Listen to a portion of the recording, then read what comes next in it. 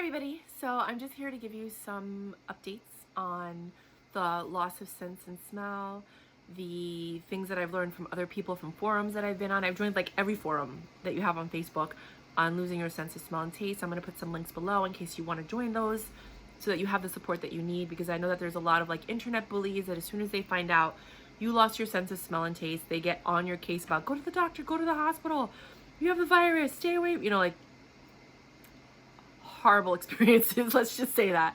So you need a supportive community, because that's not only going to increase your your resilience, it's going to lift your spirits, and that helps with your immunity, but you get the information that you need.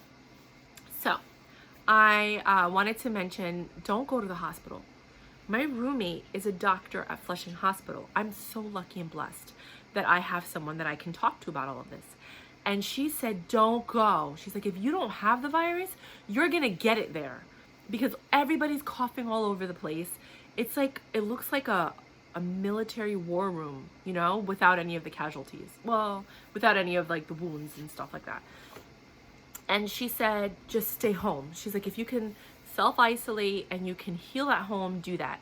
Now, if you have respiratory issues and you cannot breathe and you need a ventilator, or you're coughing so bad that it hurts, then you need to go to the hospital. You need to run to the hospital. Go now. Go. Turn this off and go, right? But if you can heal yourself at home, self-isolate, go ahead and do that. I have a very awkward situation where I have, well, not awkward, but it's a special situation. I have two roommates. They're both still working because they're city workers. One is a doctor, one is a custodian. And we live in our rooms. Like, we never interact. We never see each other. Like, we're always, so self-isolation was very easy for me. It's my daily life, so it's not like we're in the living room watching TV, hanging out. Like, it's not like that. We're all here. We're all just each renting a room, and we all live in our own little cubicle, if that makes sense. So if you feel like you've lost your sense of smell and taste, take a decongestant. That is the number one thing that I can tell you. I have made a video before, the link is below, of how I got my sense of smell and taste back. And thank you for everyone who commented and replied and sent me messages and let me know that so many people were like, I was stuffed up, I didn't know what I was gonna do. And some people had no symptoms, they just lost their sense of smell and taste. There was like no positive outlook, like they didn't have any information, nobody was talking about this. They saw my video, they took a decongestant, and then they got their sense of smell and taste back. It was amazing. And it made me feel so good, like what I'm doing makes a difference. So I'm making this video to tell you guys what I've learned. Don't go to the hospital unless you really need to. Try to self-isolate and heal. Take a decongestant. Some people, like myself, used essential oils to help get that smell back by smelling them, by putting them in their nose, by inhaling them. It depends on your sensitivity. If you're very sensitive, don't put it in your nose. It's gonna burn. It's gonna feel weird. There's different levels of sensitivity inside the nasal cavity. Smelling camphor tablets, that's what I've been doing when I feel a little weird, or just to like make sure that I'm killing all of the if there is any bacteria or any virus cells. Like if you smell camphor and you inhale it, it goes into your esophagus all the way down into your lungs. Like it'll go into parts of your body that you can't reach normally. So I've been inhaling camphor tablets every now and then. That works for me. I believe in that. If you believe in something, it's going to work more than if you don't believe in it.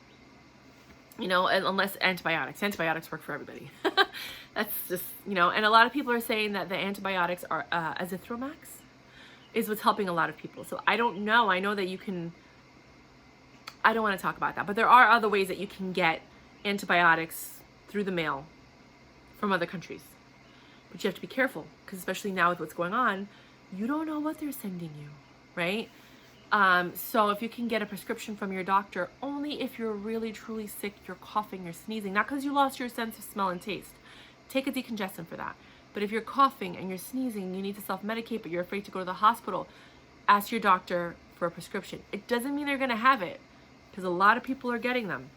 And don't get it and hoard it like a crazy person.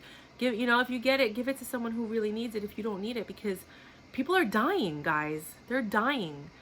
And if you don't have it, don't take somebody else's life or opportunity for life. If you want to kind of hit home, that's what you're doing. You're taking that from someone who needs it.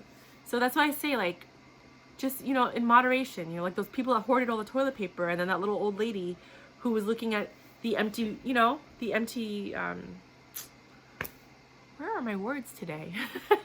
The empty shelves, and she was crying because there was nothing left, because people went crazy and hoarded like lunatics. And then you have all these people who are suffering because they don't have anything, you know. So keep that in mind. Like, just, I understand we're all in survival mode.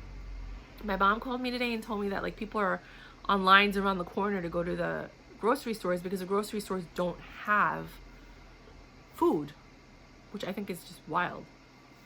So I don't know what's going on, but conserve your canned foods and your dried foods, because I have a feeling. So I'm going to leave it at that. I just wanted you guys to know that if you're all of that, because you need to hear this information. Like, we're supposed to be a community, right? Communication is about, you know, community and talking and sharing and all of that. So I want to communicate with my community that if you're not feeling well, you can watch my video. You can see how I use the essential oils and what I did, how I used, you know, the decongestant, and how long everything took before I started getting smell back and all of that. If you want to join the Facebook pages, I'm going to put the links below. If you are feeling better because of anything that I mentioned, please let me know. It makes me feel better. You know, like from all of the negativity that I get from people, you know, the positivity, it's like a good balance. So I appreciate that. And just gargle with salt water if you can. Put a lot, I mean, like a lot of salt, so when you taste it, it's saltier than the ocean. And just gargle with salt water. That helps to kill a lot of the bacteria inside of your mouth, because there's stuff in here too, especially like, you know, your teeth and your tongue and all that. And then it also helps to kill anything that might be lingering in here. Me and my family, we believe in taking shots of vinegar. That might not work for everybody. You know, I am accustomed to it. It could burn your throat. You might have to dilute it, but it does, again, kill everything from here down to here, this whole area, you know?